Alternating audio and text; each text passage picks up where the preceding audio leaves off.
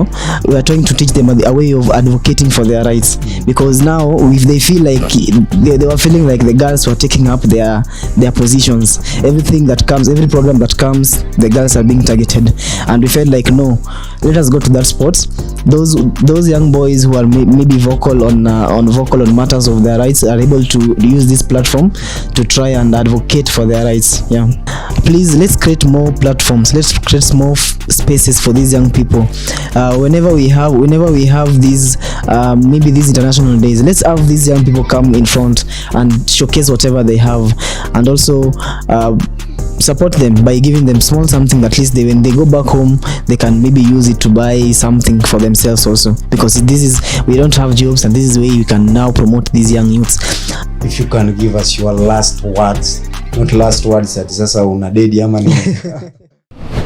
Welcome to Chembo Media, a platform dedicated to excavating the impact of various organizations as well as the cause they represent. As we commemorate World Theatre Day, we explore the power of theatre in education, empowerment, and social transformation. Theatre is not just entertainment, it is a tool for storytelling, advocacy, and transformation. Our guest today is joining us in this insightful discussion. Welcome to Chembo Media. Thank you so much. I feel right to be here, and I'm so grateful for the work that you're doing. It's going to help us more probably on matters of advocacy and engaging the world leaders on the challenges that we're passing through, even as we are serving the underserved areas of Kisumu East. Asante sana. Please, you can now introduce yourself. Okay, for those who are viewing me, my name is Wesley Ochieng Omondi. I am the programs manager for Tuelimishe Vijana. So Tuelimishe Vijana is a community-based organization. We are serving Kisumu East, where we are having underserved areas. This is where young people are much privileged, are vulnerable, and they need a lot of help in matters pertaining education, and also challenges on theatre. They really don't have those spaces, and we're trying to provide those spaces for them. Okay, thank you. Now, in 2V organization, that's Tuelimishe Vijana, how does 2V's mission align with impacts of theatre in education and youth development? 2V mostly focus on fostering continuous education in young people, and we have an aspect of skill development, economic development, and also we focus also on childhood development, where we now majorly focus on trying to bring up storytelling to young people, where we teach them on morals, things that maybe pertains to education. And also we have the 2V book club, where young people can also come and take the books and also try to read. So this one now we are trying to foster a culture of reading in them, ensuring that they know that maybe education can open a door for them and can make them successful. How does 2V empower young people in this organization or in communities where you serve towards making sure that they have meaningful storytelling culture? That culture, how do you promote it? With young people, with especially the children that are of underage, these are children between the ages of 12 to 5 years of age. They tend to they don't have that culture of maybe reading from their own. So we tend to give them this culture of coming up with storytelling, where we sit them down, we make sure we tell them a very good story about education. So whenever they hear these stories, they try to embrace education more. And I know with the theater, I know it brings a sense of creativity. So whenever we're telling them these stories and these stories, they tend to have a lot of creativity in it.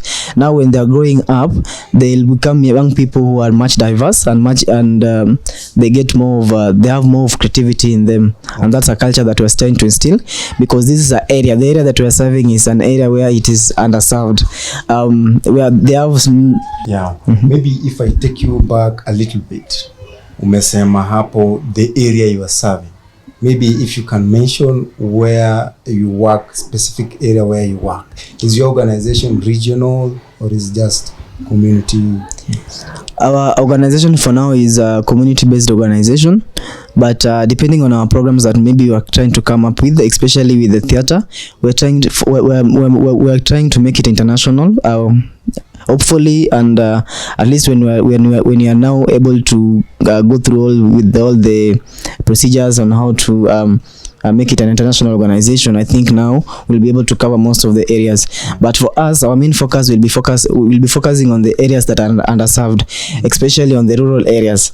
We are serving Kisumu East for now, a place called Kolwa Central. So we are covering Kolwa Central, and when we go into that location, we are having a very big challenge, especially with teenage mothers. There's a high rate of teenage pregnancies in that area. It also comes with a barrier to knowledge. Like there's limited knowledge there, and maybe most of the young people who are there are not going to school because they feel like education is not much important for them, because there's nobody to come and tell them this is something that is important. It is your right, you have to go to school and all that. So we saw this as a problem as Tuvi, and we came up with this organization. This organization was formed in 2020 with our director called Sherin Omundi. She's also a teacher, so being a teacher and she's also teaching in that area, she saw a problem in that area and she decided, no, this is something that we need to tackle. It's a big challenge, but right now there's a big improvement to it, because the young people are going back to school. The teenage mothers that are already dropped out of school, we are trying to mentor them and we are trying to take them back to school.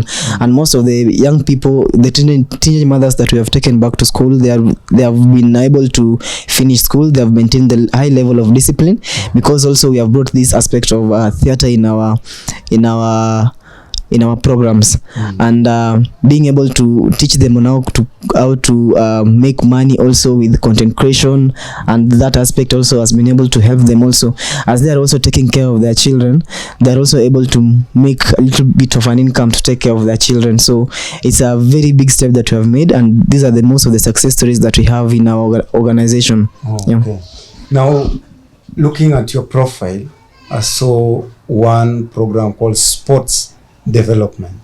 Now, how are you incorporating sports and theater to enhance learning in Tuvi? The sports for development, we were majorly the main reason why we came up with sports for development, because our main programs, that is back to school campaign and also keep a girl in school, this program were majorly focusing on girls, and we felt like the young boys were being left out, because also they have a very big challenge in that area. Now we have filled that gap where the teen mothers, the young girls who are dropping out of schools, now they don't drop off of school. It is very minimal. And now a challenge came in, and now these young boys started now taking up the position where the girls were a few years back. Now they're dropping out of school because they are not seeing any sense of them going back to school. So we came up with this program just to target the young boys and to make them engageable as possible.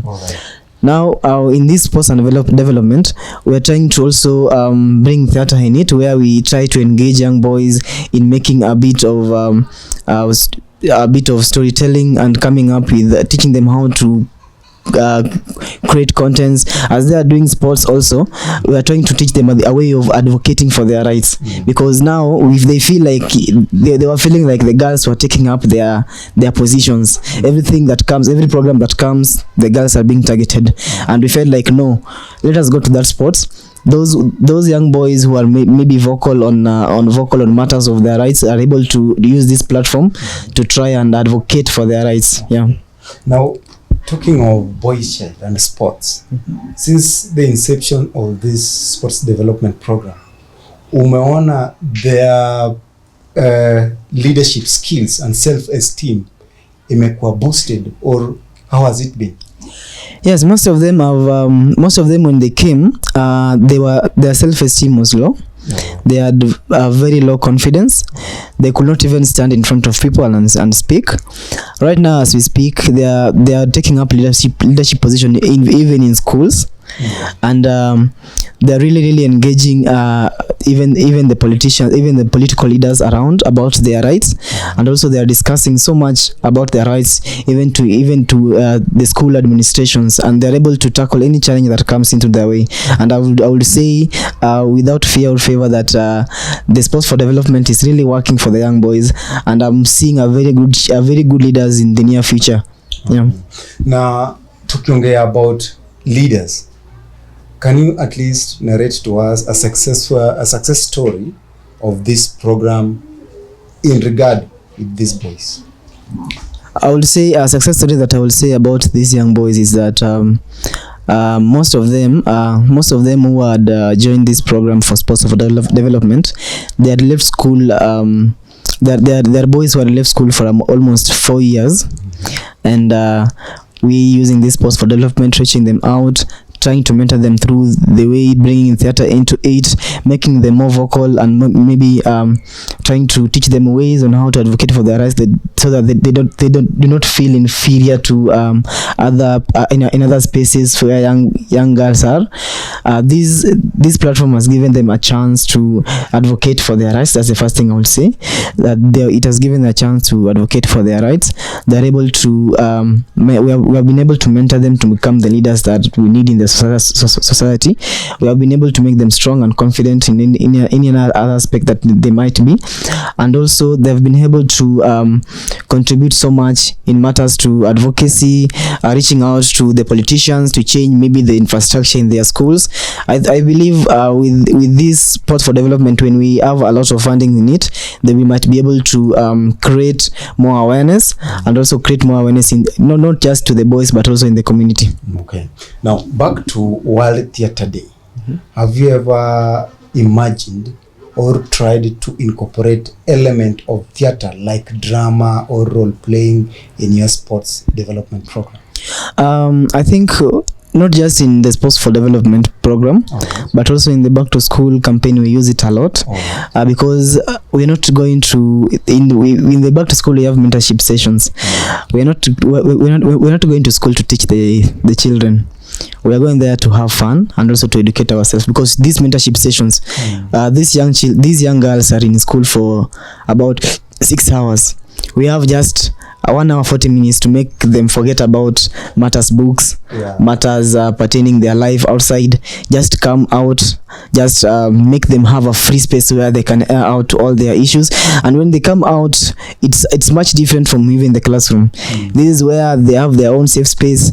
If a young girl is not given a chance to speak in class, this is where this young girl can be able to air out any other challenge that he or she has. So in this aspect of mentorship sessions, even in the Back to School campaign, we have young girls who are using role playing.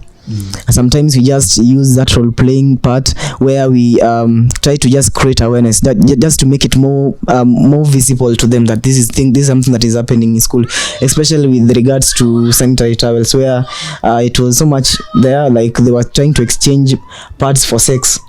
Now we will try to make it more visible. We try to role play, make one person be the victim, the other person be the person who is trying to lure the young girl into maybe having sex by buying them pads. So it's something that has worked, and they're seeing that this is something that they're being used, and they're able to now make informed decisions. Now when it comes to them and they see this is now something that they are seen in school, they're able to make very informed decision, because now it is something that they so lively, and it's something that we are really trying to incorporate, so that not just we have these discussions, but we have the role plays. We have this, if matters pertaining in storytelling, it comes out more clearly, and they're able to see that this thing now is happening, and not just things that we say and we just tell stories about. Oh, thank you. Now, thank you. Now that brings me to my next question. How can sports and theater help in promoting mental well-being? This is so much interesting. I know over one activity that I did this year. It was not this year but last year. I just did it because it was just an idea that came into me, and we did it once with an organization and different organizations, where we came together. We just had sports where we just, when you're in class, when you're a class, you are dealing with a lot. Yeah, sure. When you go back home also, there's a lot of pressure for the young people. You have to make sure that you read, you have to make sure that you pass your exams, so there's a lot of pressure everywhere. And with maybe sports and development and theater, you have time to you have time to think, you have time to at least make your brain healthy, because when you're going for this sports and development, when you're going for this sports, going for this theater, your brain develops, and you have that time to get off the things or the pressure that you're getting from back at school and also back at home. And it really makes your mind to become more healthy, and you're able to think clearly even if you have challenges, because all young people have challenges. So when you have this free time for yourself, maybe go for that. If you have a talent of theater, just go for it. If you are a person who loves sports and you are able to you play these sports, please go for it, so that your mental well-being can be more healthy, and you can be able to be successful in everything that you do. How can theater be used to at least educate children about hygiene? So in regards to theater is going to give us a simple way of maybe trying to portray these to these young children. You know, when children, they see things, and when they see these things, then they take action from it. But when you come and talk, you'll talk the whole day, but at the end of the day, they'll not take it into account. So we are trying to also to bring up young people who are volunteers, where we are going to tell them to create more fun ways where these young people can be able to know how to educate these young people on how to wash their hands, how to take care of their hygiene, and ways of which they can always take care of their hygiene and make sure that they're clean wherever they are. So this one, make sure, because when a child is sick, their mental state is also not good. Yeah, so when they are healthy, their mental state is also good. So teaching them about this wash, bringing them soap in school, trying to teach them how they wash their hands, is also a very good aspect. And also coming with theater to make sure that they are able to see in action whatever they are being taught, or whatever that we are teaching them or educating them on, is something that they may start taking into account. And also for them, you know, when children see, they go and teach their parents at home, this is what we were taught in school, this is what we saw this play, these young people were playing, they were telling us this. So when they see that, they always like, yes, this is what now we should be doing. And we are trying to as much as possible to teach them and educate them, not only on that, but also using theater to create that awareness to them. All right, asante sana. When we talk about theater, it has been used to spark difficult conversation in very difficult topics like mental well-being, mental health, social issues, and personal struggles. Have you considered using creative storytelling, maybe, or drama to spread conversations on health and well-being in schools? Yes, we have thought about that. Also, not just in school, we're even thinking of incorporating it back in the community. And for now, we are building a resource center. It's going to be at Kolwa Central, and this resource center is going to be used for all these things that we're talking about, be it theater, be it storytelling. We're going to have more young people. As I told you as I was starting, this area is underserved. I'll be saying this as many times as possible, so that the people who are listening to me can get this. We have so much areas, and I'm talking about the CBUs that we have. If you know that you are serving an underserved area, bring other partners, so that at least they can be able to see the challenges that we're going through. These young people in the underserved areas, mostly in the rural areas, they don't even know anything about theater. So trying to bring in this resource center in the community, it's something that will give them that visibility. They'll come for it. They'll be able to see this resource center, and they'll be able to come, have that safe space where they can always learn, be creative, and create more ways of advocating for their challenges or the things that they have in the community. Asante sana. Now, looking ahead, does 2V organization maybe have any plans to at least integrate creative arts, theater, or maybe performance-based learning into the educational and sports program? Yes, I think we'll be doing that once in a year. I think around December we have that in plan. Around December we'll be having a very good activities where young people can come, showcase whatever they have, whatever talent they have, maybe on matters pertaining advocacy. If somebody knows how to sing, somebody knows how to storytell, you can also teach the young people through storytelling, through theater. This is something that we are having, and we're going to have them in our resource center. We are going to have a lot of activities in those resource center. We also have our staff who is so much into theater, and she has been really advocating for this, and she has really been pushing me to push further for this resource center to be readily available. We are hoping that by maybe July or August that we'll be having this resource center.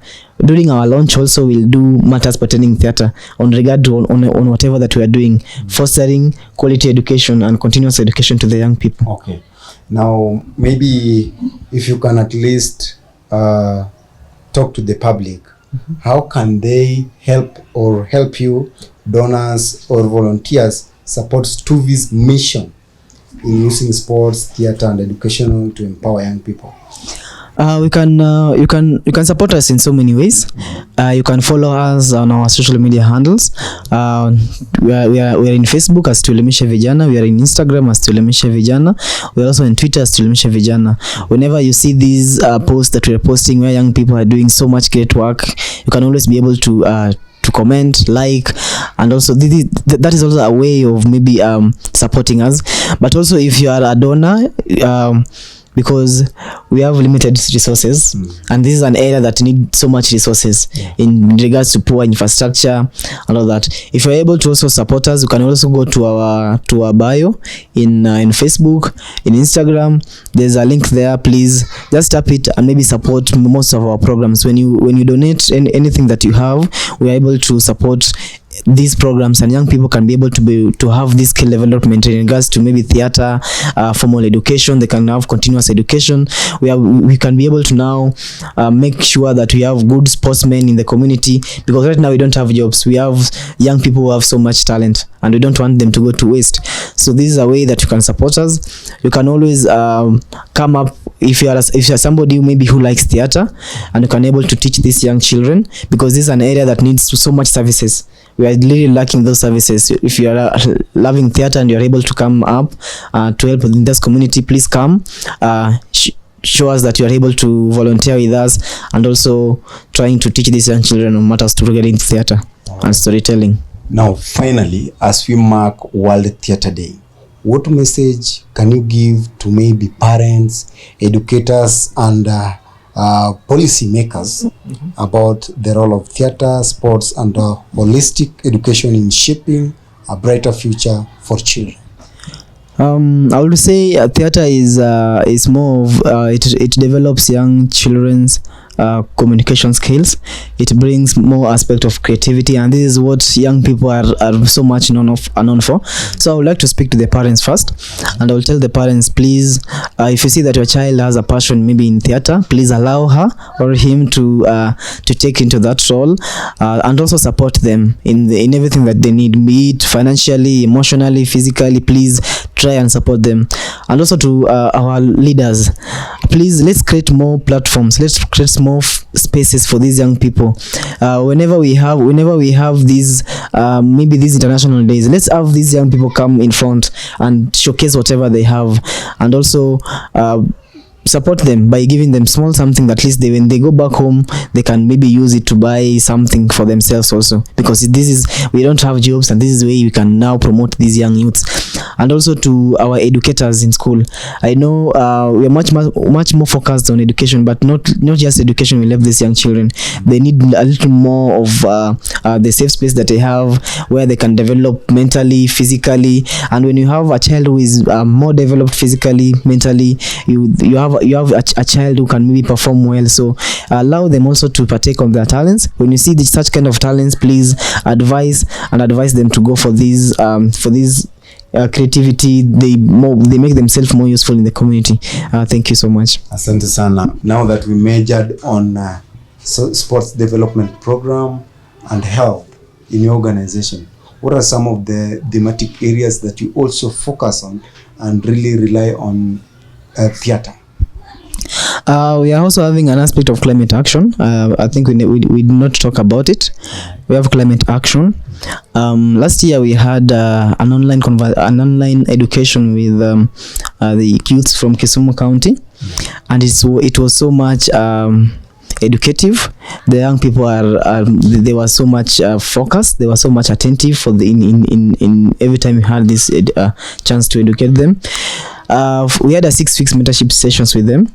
And early this year, they kickstarted a reviving of the environmental clubs in schools, and they did a very good work in reviving the environmental schools. And also, they were using at some point they were using theater. I saw it. These International Forest Day that just passed us this week. They really did good in using theater to educate these young children on the importance of trees. You know, when we went there, they were like, what are you coming to teach us? We just tell them, just relax and you'll see whatever we are coming to perform.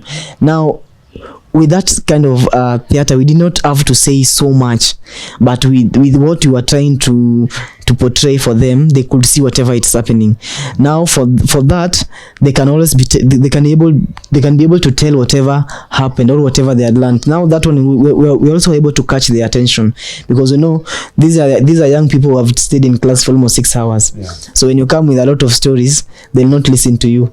So we just have to prepare ourselves when we come with this aspect of theater. We try to teach them on these the challenges that we're having also in regards to climate action, and they're able to capture everything with just having the live performance for them.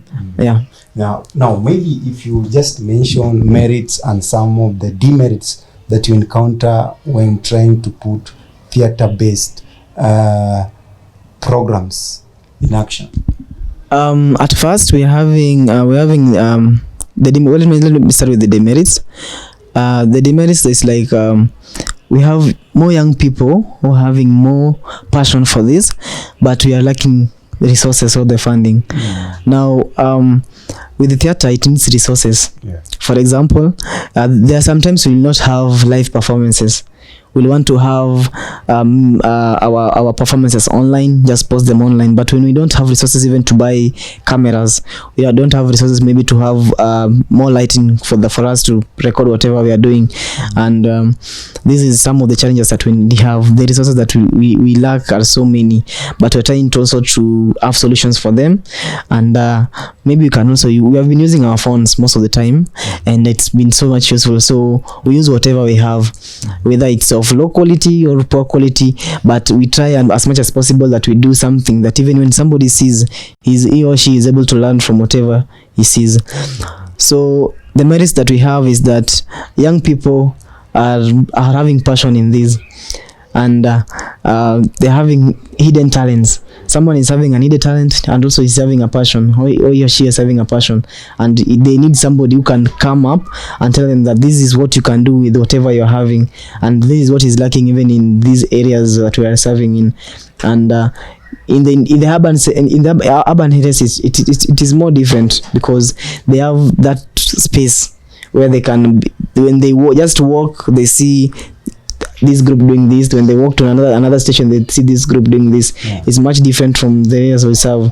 There is no person who is going to tell them that this is what you're going to do. This is what you're supposed to be doing. Or when you have this talent, this is how you're supposed to go about it. Nobody to tell them. So these are the challenges that we have. So I'm really trying to bring more CBOs in this area, so that we don't have these gaps, because when we are now serving the urban areas, now there are a lot of areas that are being left behind.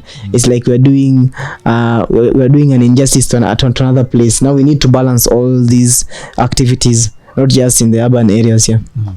Now, as we mark the end of this discussion, maybe if you can give us your last words. Not last words that sasa una dedi ama nini. But maybe if you can give us your last words and maybe you sign off. Yeah, thank you. So I would like to appreciate whatever you and your team are doing. It's very good, and this is one way to educate young people on whatever they need to do. And I know in World Theatre Day, please come out. Today is World Theatre Day. Please just come out, have a one theme, just record a 1-minute video for yourself and put it online, and maybe advocate for something that you feel it's maybe pressing you in that area. We know young people have voices, and we saw it during the last year Gen Z revolution. We have more young voices and we are being listened to right now. If you feel that there's something that in your area is being left behind, please use theater to advocate for it. There are so many ways, not just going to the streets, but there are so many ways where we can now try to amplify our voices to be heard. So theater is one of the ways, and we can use theater to advocate for so many things. Let us not leave theater die. Let us now incorporate it in everything that we are going to do. Thank you so much, dear viewer. This has been Beyond the Coast Show, where we amplify voices. I have been your host, Billy Mboya. Do not forget to like, share, comment, and subscribe to our channel.